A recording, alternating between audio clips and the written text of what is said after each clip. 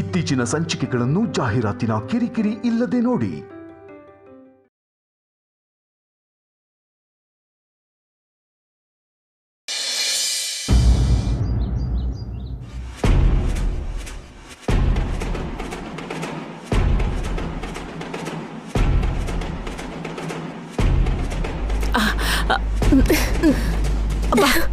ಏನೋ ಈ ಗಬ್ಬು ವಾಸನೆ.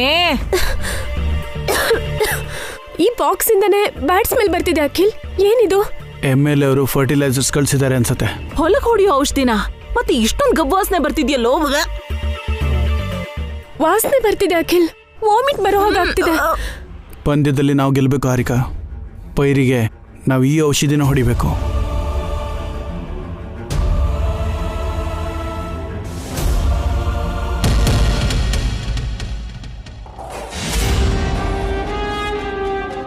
ಆ ಔಷಧಿ ಬಗ್ಗೆ ನಮ್ಗೆ ಕ್ಲಾಸ್ ತಗೋತಾರೇನೋ. ಸೈಲೆಂಟ್ ಆಗಿ ನಡಿ ಅಖಿಲ್. ನಿಂತ್ಕೊಳ್ಳೋ.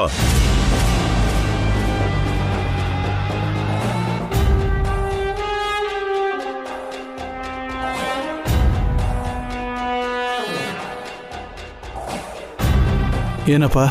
ಏನ ಅನಿಷ್ಟ? ಯಾವನಿಷ್ಟ ಮಾವ? ಮನೆ ಹೊರಗಿರೋ ಅನಿಷ್ಟ.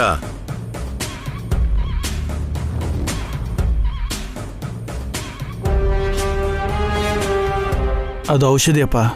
ಹೊಲಕ್ಕೆ ಹೊಡಿಯೋಣ ಅಂತ ತರಿಸಿದ್ದೀನಿ.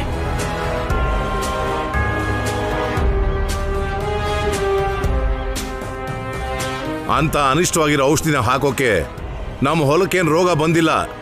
ಮಹಾಲಕ್ಷ್ಮಿ ತರ ಹಸಿರಾಗಿ ಸೊಂಪಾಗಿದೆ. ಆ ಔಷಧಿ ಹೊಡೆದ್ರೆ ಜಾಸ್ತಿ ಫಸಲ್ ಬರುತ್ತಂತಪ್ಪ.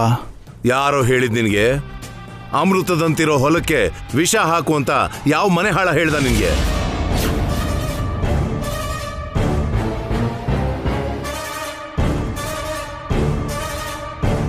ಯಾವತ್ತಾದ್ರೂ ನಮ್ಮ ಹೊಲಕ್ಕೆ ಔಷಧಿ ಹೊಡೆದಿದೀವ? ಗೊಬ್ಬರ ಹಾಕ್ತಾನೆ ಬೆಳೆಸ್ತಿರೋದು. ಅದೆಲ್ಲ ನಂಗೆ ಗೊತ್ತಿಲ್ಲಪ್ಪ. ನಂಗೆ ವ್ಯವಸಾಯ ಬರಲ್ಲ, ಗೊತ್ತೂ ಇಲ್ಲ. ಗೊತ್ತಿರೋ ಹಾಗೆ ಮಾಡ್ತಾ ಇದ್ದೀನಿ. ಗೊತ್ತಿಲ್ಲದೆ ಇದ್ರೆ ತಿಳ್ಕೋಬೇಕು, ಬರೋಲ್ಲ ಅಂದ್ರೆ ಕಲ್ತ್ಕೋಬೇಕು. ಅದನ್ನ ಬಿಟ್ಟು ನಿನ್ನಿಷ್ಟಕ್ಕೆ ಹೊಲನ ನಾಶ ಮಾಡ್ತೀಯಾ? ಕೈಗೆ ಬಂದಿರೋ ಬೆಳೆನ ಸಾಯಿಸ್ತೀಯಾ?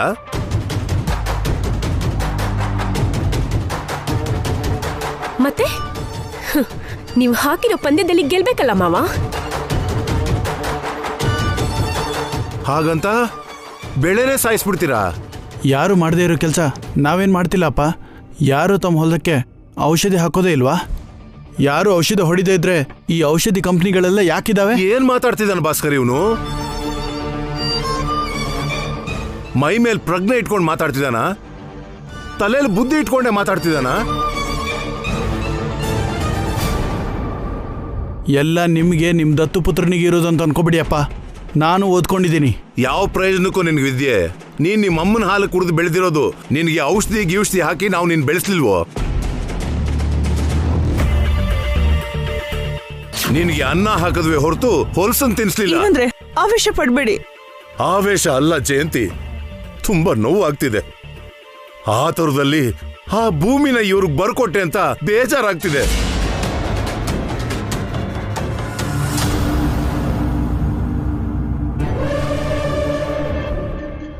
ನೀವಷ್ಟು ವರಿ ಮಾಡ್ಕೊಳ್ಳೋ ಅವಶ್ಯಕತೆ ಇಲ್ಲಪ್ಪ. ನಾನೇನು ಪೈರನ್ನು ಹಾಳು ಮಾಡಲ್ಲ. ಜಾಸ್ತಿ ಬೆಳೆ ಬೆಳೆದು ಪಂದ್ಯದಲ್ಲಿ ಗೆಲ್ತೀನಿ, ಹೊಲನ ಸ್ವಂತ ಮಾಡ್ಕೋತೀನಿ. ಹುಳುಗಳ ಔಷಧಿ ಹಾಕಿದ್ರೆ ಪೈರು ಬದುಕೊಲ್ವೋ, ಬೆಳೆ ನಾಶ ಆಗುತ್ತೆ. ಆಗ ನಾವೇ ತಾನೇ ಸೋಲೋದು. ನಿಮ್ಗೆ ಯಾಕೆ ಅಷ್ಟೊಂದು ಸಂತ?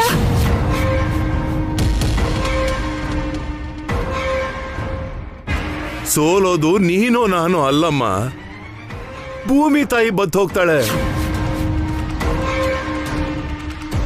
ಮಣ್ಣು ಅದ್ರ ಸಹಜ ಗುಣಗಳನ್ನ ಕಳ್ಕೊಳ್ತಮ್ಮ. ಹೋದ್ರೆ ಹೋಗ್ಲಿ ಬಿಡಿ, ನಮ್ಗೇನ್ ನಷ್ಟ ಇಲ್ಲ. ಭೂಮಿ ಅಂದ್ರೆ ನಿಮ್ ಹಾಗೆ ಒಂದ್ ಹೆಣ್ಣಮ್ಮ. ಯಾವುದೇ ಹೆಣ್ಣಾಗ್ಲಿ ಅವಳು ಗರ್ಭ ಹಾಳಾಯ್ತು ಅಂದ್ರೆ ತಡ್ಕೊಳಕ್ಕಾಗಲ್ಲ.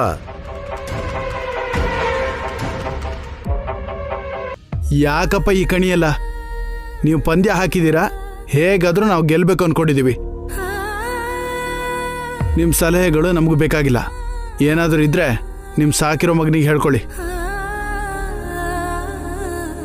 ಹಾರಿಕಾ, ನಡಿ.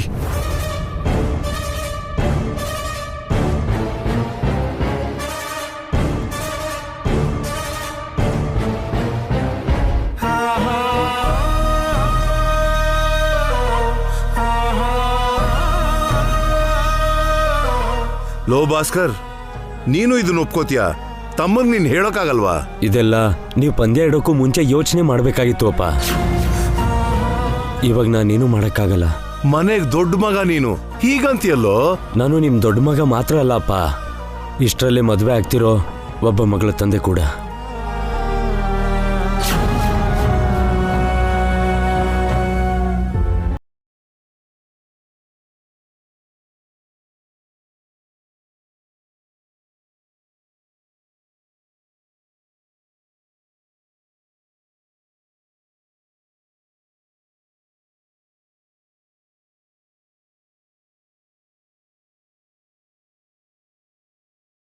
ಕಣ್ಣ, ಸುಮ್ನೆ ಚಿಂತೆ ಮಾಡ್ತೀಯಾ?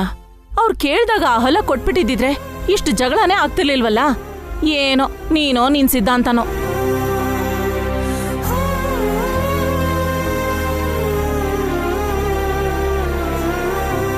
ಏನಂದ್ರೆ ಮೊದ್ಲಿನ ನಿಮ್ಮ ಆರೋಗ್ಯ ಸರಿ ಇಲ್ಲ, ಯಾಕ್ರಿ ಇಷ್ಟು ಮನ್ಸಿಗೆ ಹಚ್ಕೋತೀರಾ? ಅಮ್ಮ ಸಾಯ್ತಾಳೆ ಅಂತ ಗೊತ್ತಾಗ್ತಿದ್ರು ಬೇಜಾರ್ ಮಾಡ್ಕೊಳ್ದೆ ಇರಕ್ಕಾಗತ್ತಾ ಜಯಂತಿ? ಹೊಲನ ಸಾಯಿಸ್ತಾ ಇದ್ರೆ ನೋಡ್ಕೊಂಡು ಸುಮ್ನೆ ಇರ್ಲ? ಬೇಜಾರ್ ಮಾಡ್ಕೋಬಿಡಿ ಮಾವ, ಹೊಲಕ್ಕೇನಾಗಲ್ಲ. ಅಭಿ ಇದ್ದಾನೆ, ಕಾಪಾಡ್ತಾನೆ. ಎಷ್ಟು ಹೊರೆ ಅಂತ ಅಭಿ ಹೆಗಲ್ ಮೇಲೆ ಹಾಕ್ಲಮ್ಮ. ಎಷ್ಟು ಸಲ ಅವನಿಗೆ ನೋವು ಕೊಡ್ಬೇಕು? ಅಭಿ ನೊಂದ್ಕೊಳ್ಳೋನಲ್ಲ ರೀ, ಜವಾಬ್ದಾರಿನ ತಗೊಳ್ಳೋನು. ಹೊಲದ ಬಗ್ಗೆ ನೀವ್ ಯಾವ ಭಯನೂ ಇಟ್ಕೋಬೇಡಿ. ಸಂದರ್ಭ ಬಂದ್ರೆ ಅಭಿ ಅಖಿಲ್ನ ದಂಡಿಸ್ತಾನೆ. ಅಣ್ಣನಾಗ ಹೇಳ್ದಾಗ್ಲೂ ಕೇಳ್ದೇ ಇದ್ರೆ ಅಭಿರಾಮಾಗ ಹೇಳ್ತಾನೆ.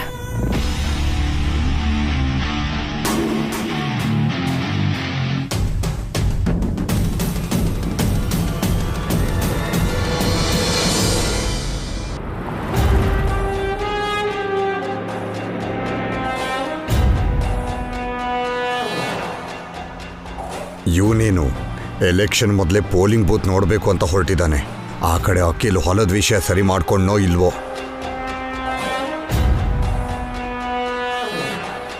ಏನಿಮ್ಮೆಲ್ಲ ಸರ್, ಏನೋ ಟೆನ್ಷನ್ಲಿದ್ದಾಗಿದ್ದೀರಾ? ಟೆನ್ಷನಾ ನನ್ಗ? ಮತ್ತೆ AC ಕಾರಲ್ಲೂ ಕೂಡ ಬೆವರು ಬರ್ತಿದೆ. ಅಭಿ ಅಂದರೆ ಸುಮ್ಮನೆನಾ? ಮತ್ತೆ ಅವ್ರಿಗೆ ಕಾಲಿಟ್ರೆ ಜೀವಂತವಾಗಿ ಆಚೆ ಬರ್ತಾರೋ ಇಲ್ವೋ ಅಂತ ನಮ್ಮ MLA ಸರ್ಗೆ ಭಯ ಶುರುವಾದ ಹಾಗಿದೆ. ಹಾಗೇನಿಲ್ಲ ಸರ್. ಅಲ್ಲ, ನೀವೇನು ಸಡನ್ ಆಗಿ ಹೊಲ ನೋಡ್ಬೇಕು ಅಂತ ಬಂದ್ಬಿಟ್ರಿ? ಹೇಗೂ ಒಂದು ವಾರದಲ್ಲಿ ರಿಜಿಸ್ಟ್ರೇಷನ್ ಅಂತ ಹೇಳಿದ್ರಲ್ಲ, ಒಂದ್ಸಲ ಹೊಲ ನೋಡಿದ್ರೆ ಒಳ್ಳೇದಲ್ವಾ? ರಿಜಿಸ್ಟ್ರೇಷನ್ ಆದ್ಮೇಲೆ ನೋಡಿದ್ರೆ ಚೆನ್ನಾಗಿರ್ತಿತ್ತು ಸರ್. ರಿಜಿಸ್ಟ್ರೇಷನ್ ಆದ್ಮೇಲೆ ಹೊಲ ಇಷ್ಟ ಆಗ್ಲಿಲ್ಲ ಅಂದ್ರೆ ಏನು ಮಾಡಕ್ಕಾಗಲ್ಲ ಅಲ್ವಾ ಸರ್? ಒಳ್ಳೆ ಭೂಮಿ ಅಂತ ಹೇಳದ್ನಲ್ಲ ಸರ್, ನನ್ನ ಮೇಲೆ ನಿಮ್ಗೆ ನಂಬಿಕೆ ಇಲ್ವಾ? ಕೋಟಿಗಳಲ್ಲಿ ಮಾಡೋ ವ್ಯಾಪಾರ ರೀ. ನಮ್ಮ ಪಾರ್ಟ್ನರ್ಸ್ಗೆ, ಇನ್ವೆಸ್ಟರ್ಸ್ಗೆ ನಾನು ಉತ್ತರ ಕೊಡ್ಬೇಕಲ್ವಾ? ಮೊದಲೇ ಹೊಲ ನೋಡ್ಕೊಂಡ್ರೆ ಯಾವ ತೊಂದರೆನೂ ಇರಲ್ಲ. ಹೊಲದ ಹತ್ರ ಅಖಿಲಿದ್ರೆ ಯಾವ ತೊಂದರೆನೂ ಇರಲ್ಲ. ಅದು ಅಲ್ಲದೆ ಅದೇ ಊರಲ್ಲಿ ನಮ್ಮ ಬಂಧುಗಳೂ ಇದ್ದಾರೆ. ನಿಮ್ಮ ಬಂಧುಗಳ? ಯಾರು ಸರ್? ನಮ್ಮ ಭಾವಿ ಬೀಗರು. ಅಷ್ಟು ಚಿಕ್ಕ ಊರಲ್ಲಿ ನಿಮ್ಮ ಬೀಗರಿದ್ದಾರಾ? ಅವ್ರ ಮನಸ್ಸು ತುಂಬ ದೊಡ್ಡದು ಬಿಡಿ. ಅದು ಅವ್ರ ಸ್ವಂತ ಊರು, ಅವರಿರೋದು ಸಿಟಿನಲ್ಲಿ. ಅವಾಗ ಸ್ವಂತ ಊರಿಗೆ ಬಂದು ಹೋಗ್ತಿರ್ತಾರೆ. ಅವ್ರು ಯಾರು ಅಂತ ನಿಮಗೆ ಗೊತ್ತಿಲ್ಲ ಅಲ್ವಾ? ಯಾರಾದ್ರೆ ನಮಗೇನು ಸರ್, ಮೊದಲು ಆ ಹೊಲನ ನೋಡೋಣ, ಆಮೇಲೆ ಹೊಲದ ಓನರ್ಸ್ನ ಮೀಟ್ ಮಾಡಿಸ್ತೀನಿ. ಇಲ್ಲ ಸರ್, ಹೊಲ ನೋಡಿದ್ಮೇಲೆ ಮೊದಲು ನಮ್ಮ ಬೀಗರ ಮನೆಗೆ ಹೋಗೋಣ, ಆಮೇಲೆ ಹೊಲದ ಓನರ್ ಹತ್ರ ಹೋಗೋಣ. ಫಸ್ಟ್ ಪಾರ್ಟಿನ ನೋಡಿದ್ರು ಒಳ್ಳೇದಲ್ವ ಸರ್? ಈ ಊರಿಗೆ ಬಂದು ಮೊದಲು ನಮ್ಮ ಬೀಗರ ಮನೆಗೆ ಹೋಗದೆ ಹೋದ್ರೆ ಏನು ಚೆನ್ನಾಗಿರುತ್ತೆ. ನಿಮ್ಮಿಷ್ಟ ಸರ್. ಡ್ರೈವರ್, ಇಲ್ಲೇ ಕಾರ್ ನಿಲ್ಸು.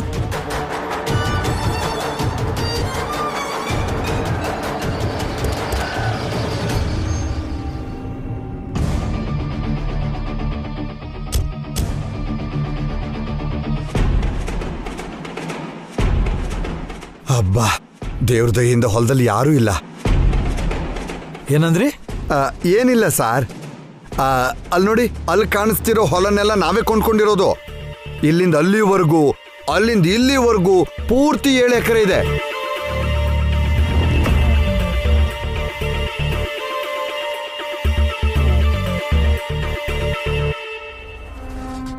ಹೊಲ ಎಷ್ಟು ಚೆನ್ನಾಗಿದೆಯೋ. ಯಾರೋ ರೈತ ಎಷ್ಟು ಶ್ರದ್ಧೆ ಪ್ರೀತಿಯಿಂದ ಬೆಳೆ ಬೆಳೆದಿದ್ದಾರೆ ನೋಡಿ. ಇಂಥ ಹೊಲನ ಮಾರ್ತಾ ಇದ್ದಾರ ಅವರು. ಅವರು ರೈತ ಪ್ರೇಮಿನೇ ಸರ್, ಹೇಗೆ ಮಾರ್ತಾರೆ? ನೀವು ಹೊಲ ಬೇಕು ಅಂದರೆ ನಾವು ಒಪ್ಪಿಸ್ದೆ ಸರ್. ಅವರಿಗೆ ಮೊದಲೇ ವ್ಯವಸಾಯ ಮಾಡೋದು ಇಷ್ಟ ಇಲ್ಲ. ಏನೋ ವ್ಯಾಪಾರ ಮಾಡ್ತಾರಂತೆ. ತುಂಬ ಒಳ್ಳೆ ಜಾಗ. ಸ್ವಲ್ಪ ರೇಟ್ ಜಾಸ್ತಿ ಆದರೂ ಪರವಾಗಿಲ್ಲ, ಕೊಂಡ್ಕೊಳ್ಳೋಣ. ನಿಮ್ಗೆ ಇಷ್ಟ ಆಯ್ತಾ ಸರ್? ತುಂಬ ಇಷ್ಟ ಆಯಿತು. ಬೇರೆ ಜಾಗ ಎಲ್ಲ ಓಕೆ ತಾನೆ? ಚೆನ್ನಾಗಿ ಕೇಳಿದ್ರಿ. ನೀವಿಲ್ಲಿ ಕಟ್ತಾ ಇರೋದು ಫ್ಯಾಕ್ಟ್ರಿ ಸರ್. ಈ ಅಂಗೈಯಷ್ಟು ಜಾಗ ಎಲ್ಲಿಗೆ ಸಾಲುತ್ತೆ? ಈ ಅಕ್ಕಪಕ್ಕ ಇರೋ ಹೊಲನೆಲ್ಲ ಮಾರಾಟ ಮಾಡಿದೆ. ಇಲ್ಲಿ ಮಧ್ಯದಲ್ಲಿರೋ ಈ ಹೊಲನ ಈಗ ಮಾರ್ತಾ ಇದ್ದೀನಿ. ನೀವು ಕಟ್ಟಕ್ಕೆ ಹೊರಟಿರೋದು ಫ್ಯಾಕ್ಟ್ರಿ ಸರ್. ನಿಮ್ಮ ಫ್ಯಾಕ್ಟ್ರಿಗೆ ಇದಕ್ಕಿಂತ ಒಳ್ಳೆ ಜಾಗ ಸಿಗಲ್ಲ.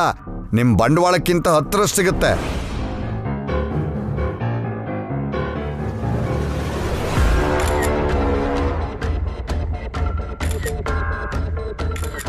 ಸ್ವಲ್ಪ ಹಿಂದ್ಗಡೆಯಿಂದ ತಗೊಳ್ಳಿ ಸರ್, ಚೆನ್ನಾಗಿ ಬರುತ್ತೆ.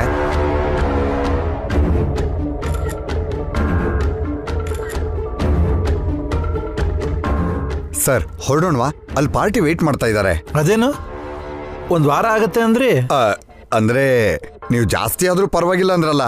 ಓಕೆ, ಬೇಗ ರಿಜಿಸ್ಟ್ರೇಷನ್ ಆದರೆ ನಮಗೂ ಒಳ್ಳೇದೇ ಅಲ್ವಾ? ನನ್ನ ಮಗನ ಮದುವೆ ಕೆಲ್ಸಕ್ಕೆ ಮುಂಚೆ ಈ ಫ್ಯಾಕ್ಟ್ರಿ ಕೆಲಸ ಶುರು ಮಾಡ್ಬೋದು. ನಡೀರಿ ನಡೀರಿ.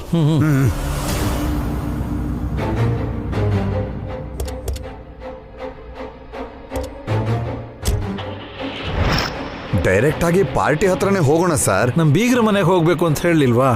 ಯಾಕಷ್ಟು ಅರ್ಜೆಂಟ್ ಮಾಡ್ತಿದ್ದೀರಾ? ಅದು ಒಂದು ಭಾರ ಇಳಿಯುತ್ತೆ ಅಂತ. ಭಾರ ಇಳಿಲಿ ಅಂತಲ್ಲ, ಅಭಿ ಅಂದರೆ ಭಯ ಅಂತ ಹೇಳಿ.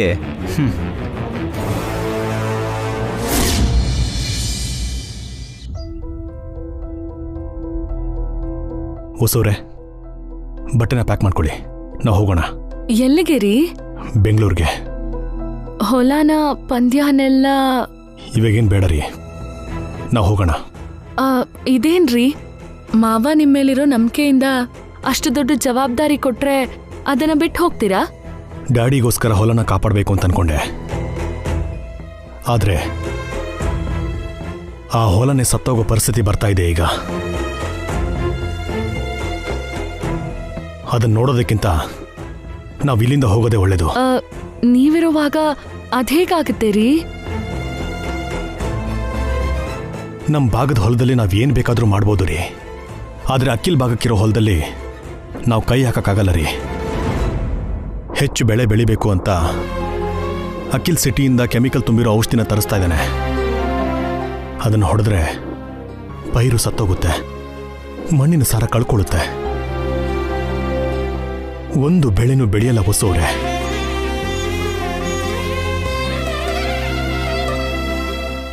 ನೀವು ಅಖಿಲ್ಗೆ ಹೇಳ್ ನೋಡ್ರಿ. ನಾನು ಹೇಳಿದ್ರೆ ಕೇಳೋ ಸ್ಥಿತಿಲಿ ಅಖಿಲಿಲ್ಲ. ಭಾಸ್ಕರ್ ಭಾವನ್ ಕೈಲಿ ಹೇಳ್ಸಿ. ಹೇಳೋ ಸ್ಥಿತಿಲಿ ಅಣ್ಣನೂ ಇಲ್ಲ. ಹಾಗಂತ ಕೈ ಎತ್ ಬಿಡ್ತೀರಾ? ಮಾವ ನಿಮ್ಮೇಲಿಟ್ಟಿರೋ ನಂಬಿಕೆ ಏನಾಗ್ಬೇಕು ರೀ? ನೀವಿದ್ದೀರಾ ಅನ್ನೋ ಧೈರ್ಯದಲ್ಲಿರೋ ಅತ್ತೆಗೆ ಏನು ಉತ್ತರ ಕೊಡ್ತೀರಾ ರೀ? ನಮ್ದಲ್ದೇ ಇರೋದ್ರ ತಂಟೆಗೆ ನಾವು ಹೋಗ್ಬಾರ್ದು ಹೊಸೋರೆ. ಅವಮಾನ ಪಡೋದು ಬಿಟ್ಟು ನಾವೇನು ಸಾಧಿಸಕ್ಕಾಗಲ್ಲ. ಆಗ್ಲೇ ಅಖಿಲ್ ಹಾರಿಕಾ ಹಾಗ್ ಮಾತಾಡಿದ್ರು ಅಂತ ಬೇಜಾರ್ ಮಾಡ್ಕೋತಿದ್ದೀರಾ? ಪರವಾಗಿಲ್ಲ ರೀ. ಅಖಿಲ್ ಹಾರಿಕಾ ನನ್ ಮೈದ್ನ ತಂಗಿನೇ ಅಲ್ವಾ? ನಾನೇನ್ ಫೀಲ್ ಮಾಡ್ಕೊಳಲ್ಲ. ನಿಮ್ಗೋಸ್ಕರ ತಡ್ಕೋತೀನಿ. ಬೇಡ ರೀ, ಇನ್ಮೇಲೆ ತಡ್ಕೊಳ್ಳೋ ಅವಶ್ಯಕತೆ ಇಲ್ಲ. ಈಗಾಗಲೇ ನಿಮ್ಮ ಸ್ವಾಭಿಮಾನನ, ವ್ಯಕ್ತಿತ್ವನ ಕೊಂದಿದ್ದೀರಾ. ಇಲ್ಲ, ನಾನೇ ಕೊಂದುಬಿಟ್ಟೆ ಅದನ್ನ. ಹೊಲನ ಕೂಡ ಸಾಯಿಸಲ್ಲ ನಾನು.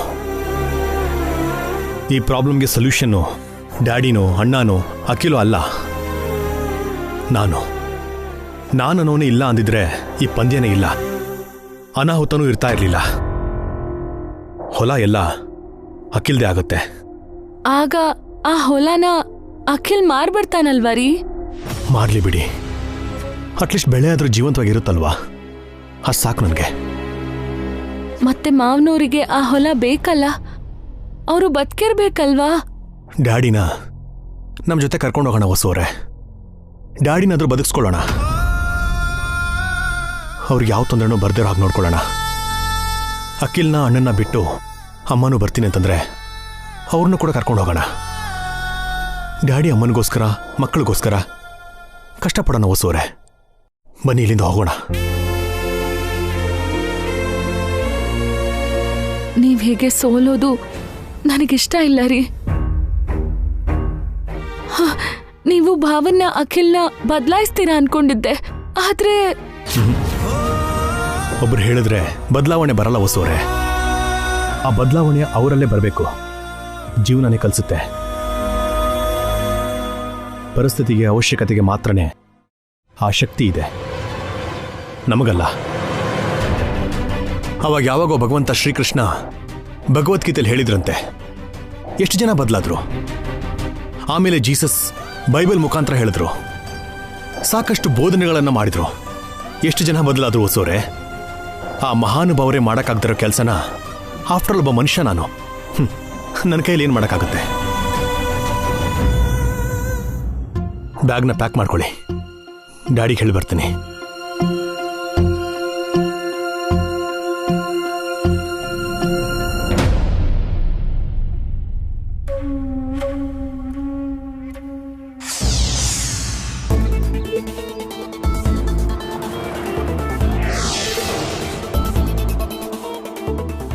ಕಾರಲ್ಲಿ ಪಾರ್ಟಿ ಇದ್ದಾರೆ, ನಾನಿಲ್ಲಿ ಟೈಮ್ ದೂಡ್ತಾ ಇದ್ದೀನಿ.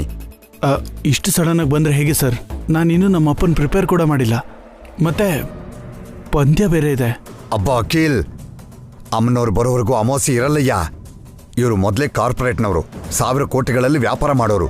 ಎಂಥದ್ದೇ ಡಿಸಿಷನ್ ಆದ್ರೂ ಕ್ಷಣದಲ್ಲಿ ತಗೊಳ್ತಾರೆ. ಈಗಷ್ಟೇ ಅವ್ರಿಗೆ ನಮ್ಮ ಹೊಲ ತೋರಿಸ್ದೆ, ಇಷ್ಟ ಆಯ್ತಂದ್ರು. ಒಳ್ಳೆ ರೇಟ್ ಕೊಡ್ತೀನಿ ಅಂತಿದ್ದಾರೆ. ನಾವು ಲೇಟ್ ಮಾಡಿದ್ರೆ ಬೇರೆ ಜಾಗ ನೋಡ್ಕೋತಾರೆ. ಎಲ್ಲ ಓಕೆ ಸರ್, ಆದ್ರೆ ನಮ್ಮ ಅಪ್ಪ ಅಣ್ಣ ಏನಂತಾರೇನೋ. ಈಗಲೇ ಹೊಲ ರಿಜಿಸ್ಟ್ರೇಷನ್ ಮಾಡ್ಕೊಳ್ಳೋ ಅವಸರ ಇಲ್ಲಪ್ಪ. ಅಗ್ರಿಮೆಂಟ್ ಬರ್ಕೊಂಡು ಅಡ್ವಾನ್ಸ್ ತಗೊಳ್ಳೋಣ. ಅದಾದ್ಮೇಲೆ ನಿಮ್ಮ ಅಪ್ಪನ ಒಪ್ಸಿ ಆಮೇಲೆ ರಿಜಿಸ್ಟ್ರೇಷನ್ ಮಾಡ್ಕೊಳ್ಳೋಣ. ಆವಾಗ ನಿಮ್ಮ ಅಪ್ಪ, ನಿಮ್ಮ ಅಮ್ಮ, ನೀನು, ನಿನ್ನ ವೈಫು, ನಿಮ್ಮ ಅಣ್ಣ, ನಿಮ್ಮ ಅತ್ತಿಗೆ, ಕೊನೆಗೆ ಆ ಅಭಿರಾಮ್ ಮತ್ತು ಅವನ ವೈಫ್ ಕೂಡ ಸೈನ್ ಮಾಡಬೇಕು. ಏನಂತ್ಯ? ಇದು ಆಗೋ ಕೆಲಸನ ಸರ್? ಅಯ್ಯೋ, ಆಗ್ಲೇಬೇಕು. ಇಲ್ಲ ಅಂದ್ರೆ ಪಾರ್ಟಿ ಹತ್ರ ನನ್ನ ಮರ್ಯಾದೆ ಹೋಗುತ್ತೆ. MLA ಪದವಿ ಹೋದ್ರೂ ಸಹಿಸ್ಕೋತೀನಿ, ಆದ್ರೆ ಮರ್ಯಾದೆ ಹೋದ್ರೆ ಸಹಿಸ್ಕೊಳ್ಳಲ್ಲ. ಹೇಳದ್ನಲ್ಲ, ನಿಮ್ಮ ಅಣ್ಣ ತಮ್ಮನ್ನ ರೋಡಿಗೆ ತಂದು ನಿಲ್ಲಿಸ್ತೀನಿ. ಇಲ್ಲಿ ನೋಡು ಅಖಿಲ್, ನೀನೇನ್ ಮಾಡ್ತೀಯೋ ನನ್ಗೆ ಗೊತ್ತಿಲ್ಲ. 10 ನಿಮಿಷದಲ್ಲಿ ನಿಮ್ಮ ಮನೇಲಿರ್ತೀನಿ, ಎಲ್ಲ ಸೆಟ್ ಮಾಡು.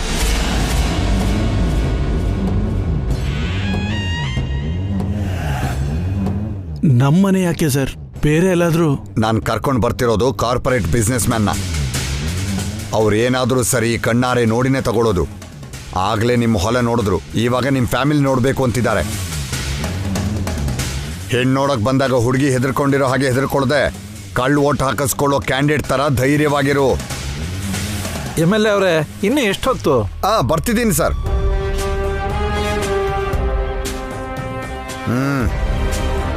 ಜಾಸ್ತಿ ಟೈಮ್ ಇಲ್ಲ. ಎಲ್ರನ್ನೂ ಒಟ್ಟಾಗಿ ಸೇರಿಸು. ಅಗ್ರಿಮೆಂಟ್ ಮೇಲೆ ಸೈನ್ ಮಾಡಿಸಿ ಅಡ್ವಾನ್ಸ್ ತಗೋ. ಅರ್ಥ ಆಯ್ತಾ? ಆಯ್ತು ಸರ್. ನಡೀರಿ ಸರ್.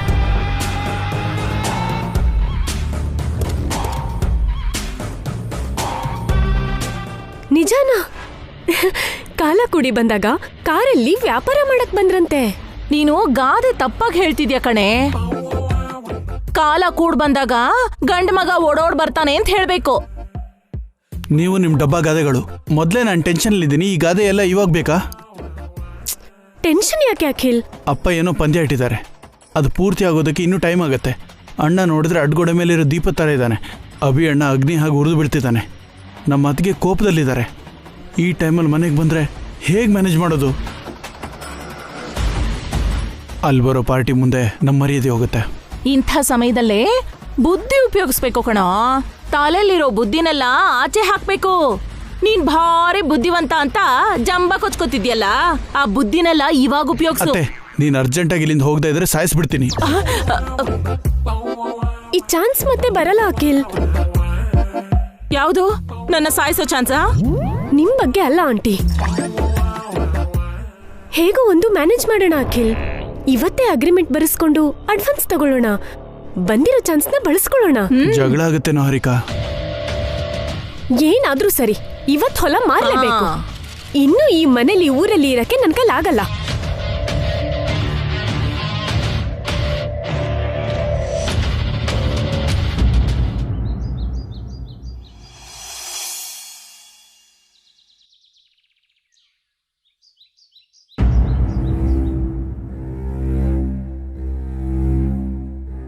ಡ್ಯಾಡಿ, ಅಮ್ಮ, ನಾನು ಮಕ್ಕಳು ಮತ್ತೆ ಹೊಸವರು ಹೊರಡ್ತಾ ಇದ್ದೀವಿ. ಎಲ್ಲಿಗಭಿ? ಬೆಂಗಳೂರಿಗೆ ಡ್ಯಾಡಿ. ಇವಾಗ ಯಾಕೆ ಅಭಿ? ಹೋಗಿ ಏನಾದರೂ ಒಂದು ಕೆಲಸ ನೋಡ್ಕೋಬೇಕಲ್ಲಮ್ಮ. ನೀನ್ ಯಾಕೆ ಕೆಲಸ ನೋಡ್ಕೋಬೇಕಭಿ? ಫಸಲ್ ಮಾರಿದ ತಕ್ಷಣ ಆ ದುಡ್ಡನ್ನ ಕೊಡ್ತೀನಿ, ಏನಾದ್ರೂ ವ್ಯಾಪಾರ ಶುರು ಮಾಡು. ಇಲ್ಲ ಡ್ಯಾಡಿ, ಆ ಫಸಲು ಆ ಹೊಲನೆಲ್ಲ ಅಖಿಲ್ಗೆ ಕೊಟ್ಬಿಡಿ, ನನಗೇನು ಬೇಡ.